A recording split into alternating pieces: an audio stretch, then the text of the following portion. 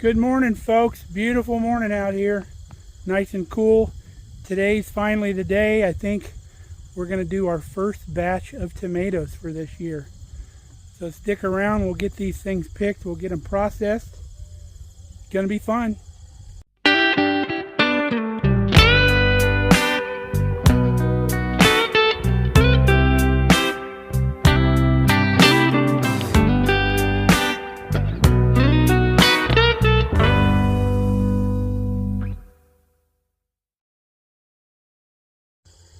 Well, as a year for tomatoes, it hasn't been stellar. We've had so much moisture this year that the tomatoes just don't want to ripen, and they've got quite a bit of blight from all that moisture. But we're going to get some tomatoes, so that's good news. We'll show you what we got. Our tomatoes that we planted as slicer tomatoes have got lots of ripe tomatoes on them, more than we can eat fresh. So we're going to pick these. They're a small tomato, probably about the size of a plum tomato, but they're round. By the package, it looked like they were going to be nice, larger size slicing tomatoes. They've got great flavor. They're just not as big as I would like them to be. So, note to self, next year, I think we're going to go back to the celebrity tomato. It was actually recommended by the previous owner of this property and seems to do really well here in Nebraska. Now, some tomatoes are more susceptible to blight than others, and I don't know if that's what we got going on with our San Marzanos. They are an heirloom variety tomato, so they haven't been hybridized to be resistant to blight. So we may go with a plum tomato next year. We took the chance on these this year because they're indeterminate. If we got hail damage, they would still grow, but we may go back to a non-heirloom tomato next year to try to get more in case we get the blight. But we got to survive the hail too, so always different considerations. So we're going to go through these tomatoes and the plum tomatoes out here. We do have some that are probably close to being ripe, so we'll get some of those too. As tomatoes get ripe, they're similar to cantaloupe. They'll literally just fall off the vine, and you'll see some tomatoes on the ground. So always check these if they haven't started degrading yet. Pick those up, and those are usable too. Well, we got a big old basket of tomatoes just off of these 4 vines here on the end. Haven't even looked at the San Marzanos yet. We'll take a stroll through there and see what we got, see if there's any ready to go. We've got still plenty of tomatoes on these vines still to ripen. So that's just the first batch. These round tomatoes down here are still putting on new tomatoes. We had so many tomatoes ready, more than I realized. I had to go get another bushel basket. So we can get these inside now. We'll get them washed up and we'll prepare to get them processed. You can see a couple of these are still kind of orangish green. They just fell off as we were picking the other ones, so we'll set these on the counter and ripen them up. They can still be used for salsa and other stuff that we do. Now, other than the blight on the tomatoes, the garden did really well this year. We have some celery here we need to process here in the next week or two. We still have some cucumbers and watermelons and cantaloupe and honeydew. And our peppers are just doing phenomenal over here. Beautiful bunch of peppers. Okay, we got our first basket of tomatoes in the sink. I've been pulling the tops off of them.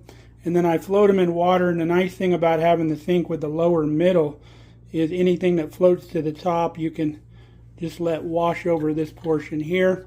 And all your dirt goes to the bottom. And you come out with clean tomatoes.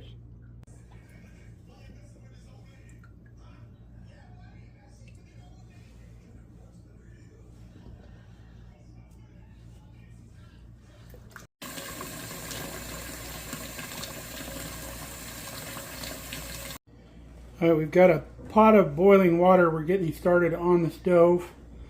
So we're going to start taking the skins off these tomatoes. Now normally I would take these tomatoes in the batches that they come off of the vine, and I would clean them up and I would core them, remove the upper core out, and then cut across off the blossom end of the tomato, and we'd put those in the freezer in a big Ziploc bag and let them freeze. And then we would thaw them out and the skin would just fall right off. However, if you've been following the channel, you know our freezer is like completely full. We got our beef order, and we've been freezing some convenience items out of the garden, the stuff that we haven't freeze dried. So we're going to have to do these tomatoes the old-fashioned way. Dip them in boiling water, leave them for a minute or so, and then take them out and shock them in cold water, and then the skins pop off the same way. Now the peeled tomatoes we're going to throw right in our cooker. The pan comes out of our cooker, and then we'll get those cooking. This thing pretty much stays on the counter this time of year. We just did the pepper jelly the other day, and we'll be doing batches of tomatoes often enough to where we won't even have to put this thing away.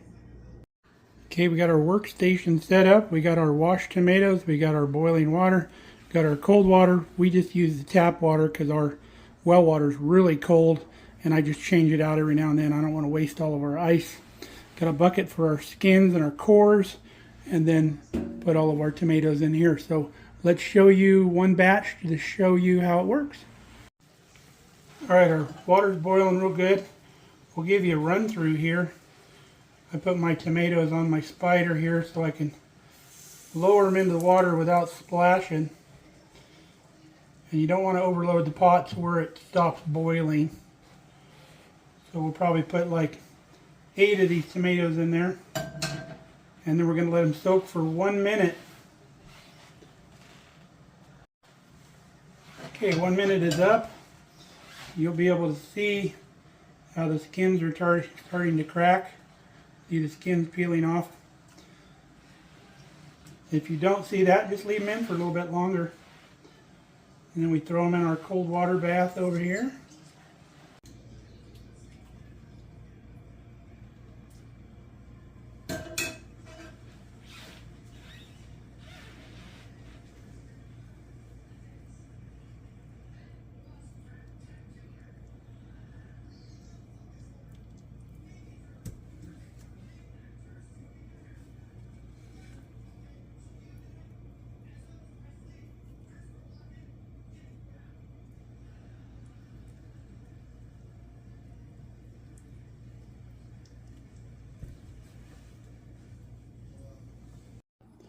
Took us about an hour and a half. We've got our tub basically full. We've got all our tomato skins there. We picked out the reddest, ripest tomatoes that we had. We're going to let these sit and possibly combine them with some others from the garden in a couple days for the next batch. But we're going to get our pan over here in our cooker and get it going. We're going to turn our cooker on high to get it going. We'll turn it down later. Put the lid on, catch all the steam in there. We're going to start breaking down those tomatoes. Now this is probably going to turn into a multi-day or 2-day process because we probably won't can these today. We'll show you what these look like before we go to bed tonight, but most likely they'll be canned tomorrow. Now these tomato skins here that used to go to the chickens, now that Kelly has her freeze dryer, she's going to pick through here, make sure she's got only the good stuff, and she's going to freeze dry all these skins and cores, and then once they're freeze dried, we can turn them into a tomato powder that we can use to flavor soups and stews and stuff like that. All right, we're starting to simmer a little bit. We're going to get our Pampered Chef. We use this for chopping up hamburger when we cook it, but it works good for this stuff too. We're going to start breaking these tomatoes down now that they're hot. That way we can get the juice going in here, and the tomatoes just aren't sitting up outside the juice like these ones on top. And we'll get them stirred up, and as they simmer along, they'll get thicker and thicker as the moisture cooks out of them until they're the consistency that we want to put in a jar.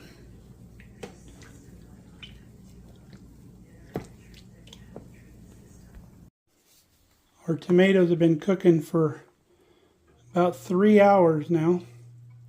Got a long way to go. You can still see there's lots of liquid in there.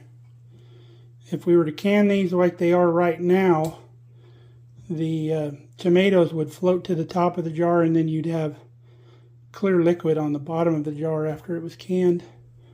We want to cook as much of that clear liquid out as we can. Oop, there's a little burnt spot from the side of the pot when we first started. Throw that in the sink. But so far so good. Like I said, this is probably going to go all night, so we'll see you in the morning. Alright folks, it's next morning. I got up about 3 a.m. and it was almost ready. You can see there's still a little liquid that we probably need to boil off in here. Not much though. I turned it down to about 150 about 3 in the morning, and now I got it back up to 350 to bring it back up to temp and condense it just a hair more. So it's time we're going to start getting out the canner and the jars and all that stuff and get it ready, and by the time all that's ready to go, this should be good. Now normally I would take an immersion blender in here and smooth this out, but I think I'm going to leave this kind of rustic this time to where there's bigger pieces of tomato, and then we can always make it thinner when we use it if we need to, but generally this works just fine for whatever dish that we're going to use it in. We got the canner full of jars so nothing will tip over, so now we just need to start dumping a bunch of hot tap water in here to give us a good head start.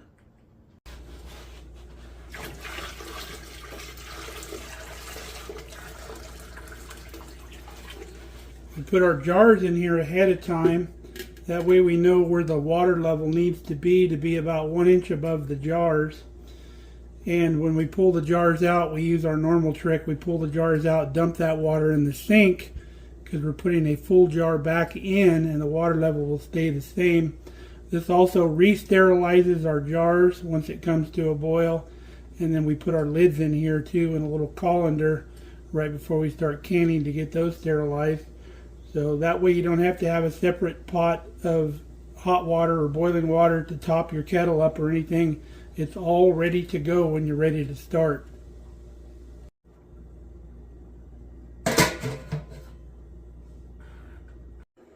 Okay, we've got our lids sanitized, ready to go.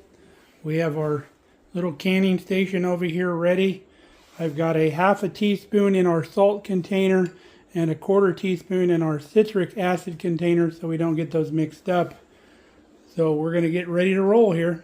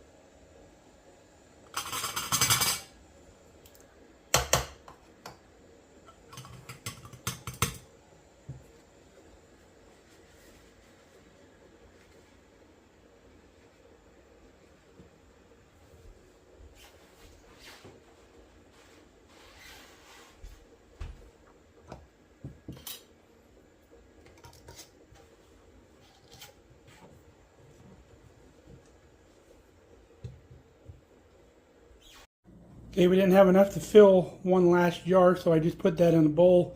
We can turn that into salsa or whatever we want to later. We had 7 lids left over. We've got 14 jars, 14 pint jars in our canner. We're going to put the lid on, and when that thing comes up to boil, we'll set the timer. Okay, the canner's come back to boiling, so we need to set our timer. Now at sea level for these pint jars, you would need 40 minutes in the water bath canner. or 45 minutes for quart jars. But since we're a couple thousand feet elevation here in middle Nebraska, we need to add 5 minutes for every 1,000 feet. So we're going to add 10 minutes. So we're going to be going 50 minutes on these pint jars, and we would go 45, 50, 55 minutes on quarts. Now, if you don't have this citric acid that we're using, you can also use lemon juice. You would use a tablespoon of lemon juice per pint jar or 2 tablespoons per quart jar. So now that the water bath is going to be going, we'll see you when these are done. I really love canning in the morning because it's so peaceful. Everything's quiet. You're not all tired out from the day, and you're not canning at midnight trying to get everything done. It's pretty cool. Enjoying my coffee this morning. Thank you, Debbie, for the coffee cup again. I just noticed that the little feed sack here says Markelly Farm on it. Pretty cool. Love me my red tractors. I like green tractors too, though. Cheers to you guys.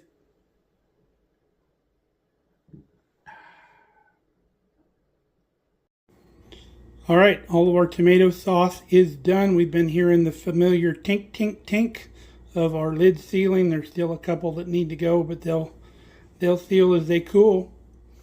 Beautiful tomato sauce, garden fresh.